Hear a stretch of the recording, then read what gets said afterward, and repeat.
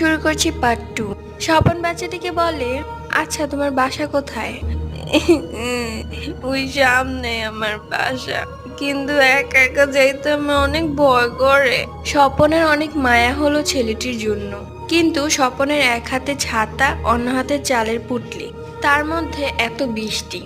তাই স্বপন ছেলেটিকে কাঁধে তুলে নিল। কাঁধে নিয়ে স্বপন হাঁটছে এই বৃষ্টির মধ্যে। ছেলেটি কাঁধে ওঠার পর কান্না বন্ধ করে দিয়েছে।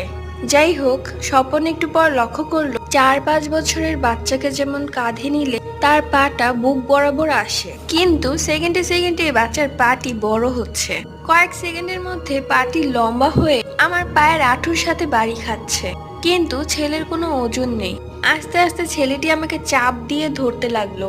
আমি ভয়ে চালের পুটলি, ছাতা ও সাথে ওই ছেলেটিকে দূরে আছাড় মেরে ফেলে এক দৌড় দেই, চোখ বন্ধ করে।